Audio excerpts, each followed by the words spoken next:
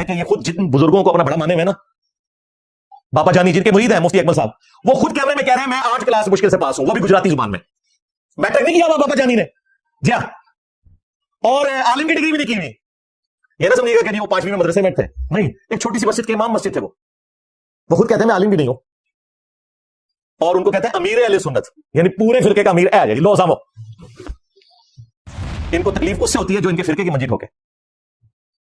अब आपको समझ आई मसला कहां होता है, वरना अपने अपने फिरकों के सारे जाहिल इन्होंने अपने सरों के ऊपर बिठाए हुए हैं।